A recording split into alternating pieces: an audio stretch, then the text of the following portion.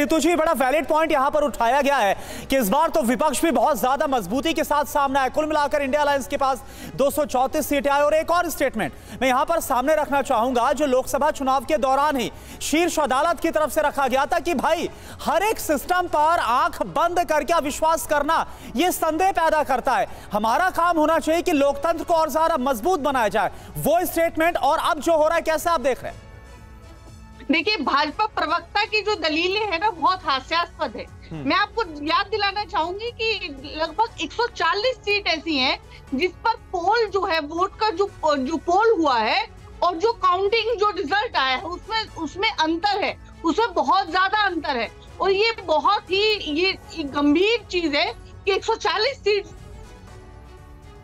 जो है वो संशय में है, और 140 सीट जो कि संशय में है, जो डाउटफुल है और जिनमें इतना भारी अंतर है, वो ज्यादातर भाजपा जीती है।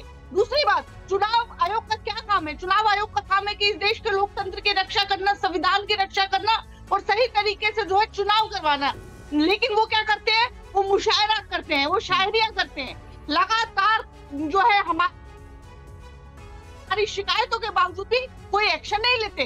तमाम विपक्ष जो है उन्होंने कहा कि चुनाव आयोग जो है, कृपया देखिए कि चुनाव आचार संहिता का उल्लंघन हो रहा है। यहाँ पर इस तरह से बोला जा रहा है। ईवीएम को लेकर, भारत में होने वाले चुनावी प्रोसेस को लेकर जब इलेक्शन कमीशन का रुख किया गया है, इस पूरे मामले पर इलेक्शन कमीशन की तरफ से तमाम फैक्ट फाइंडिंग्स के साथ तथ्य सामने रखे गए हैं। बाकायदा प्रेस कॉन्फ्रेंस करके भी एक डिटेल सामने रखी गई है कि आखिर किस तरीके से इस पूरे प्रोसेस में प्रक्रिया को अपनाया जाता है। लेकिन सवाल इस बीच में करना चाहूंगी कृष्णा सर आपसे, क्योंकि यहाँ तो आप भले ही इन तमाम फैक्ट्स को रूल आउट कर दें, ये तो साफ तौर पर कह रहे हैं कि ईवीएम को अब बैन ही कर देना चाहिए। देखिए, जब सौरभ भारद्वाज ने दिल्ली असेंबली में डब्बा दिखाया था तो इलेक्शन कमीशन ने उनको बुलाया, तो 3 पार्टी गए, वो कुछ साबित नहीं कर पाए। सुप्रीम कोर्ट में मैटर गई, उन्होंने भी खारिज कर दिया। इलेक्शन कमीशन ने डेमोन्स्ट्रेशन के लिए बुलाया, संवाद के लिए बुलाया, ये गए नहीं। अभी किसका गलती है? हमारा गलती है क्या इनका गलती है? जब इलेक्शन जीतती है तो ईवीएम मर जाता है, जब इलेक्शन हारते हैं तो ईवीएम जिंदा होता है, ब्लैक बॉक्स बन जाता है।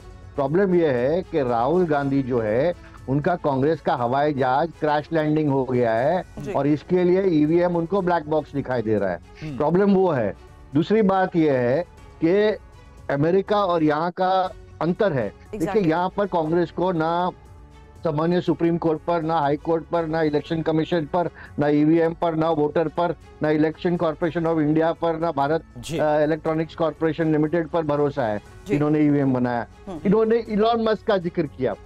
अरे बाबा, यूएसए में वाईफाई कनेक्टेड ईवीएम रहता है, यहाँ पर स्टैंड अलोन बॉक्स है कैलकुलेटर जैसा, ये हैक नहीं हो सकता। पहले इतना तो आप स्टडी करके आ जाओ। बिल्कुल, दूसरी बात ये है, मैंने शुरू में कहा कि रीप्रोग्रामिंग किसी तरीके से नहीं होती, कोई ओटीपी नहीं होता और ना ही यहाँ पर किसी तरह के वाईफाई एक्सेस की इसके लिए जरूरत होती है। बिल्कुल। और कल हमने जो रिटर्निंग ऑफिसर है उनकी तरफ से बयान सुना। कीर्तिनिधि जी, मेरा सवाल देखिए आपसे, एक बात बताइए कि अगर यूपी में समाजवादी पार्टी की जीत की बात की जाए तो आपने अब तक का सबसे अच्छा प्रदर्शन किया है, 37 सीटें अकेले समाजवादी पार्टी जीत कर आई है, फिर भी आप ऐसा क्यों बोल रहे हैं? आपके नेता अखिलेश यादव क्यों बोल रहे हैं कि भाई ऐसा सिस्टम जो परेशानियां पैदा करता हो उसे खत्म कर देना चाहिए? यार ईवीएम को लेकर जो कहा गया, क्यों आप ऐसा बोल रहे हैं?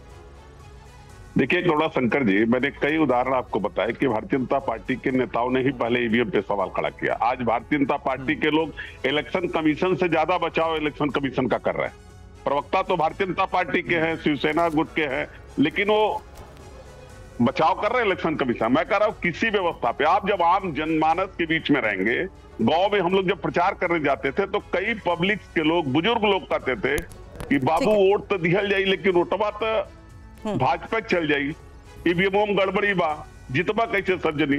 तो इस तरीके के जो आम जनता के सवाल हैं उसका निदान इलेक्शन कमीशन को करना चाहिए। और वो निदान तब है, मैं कह रहा हूं कि इलेक्शन भारतीय जनता पार्टी हो, चाहे कृष्णा साहब हो, चाहे कोई हो, ये ईवीएम से चुनाव कराने की जिद पर क्यों अड़े?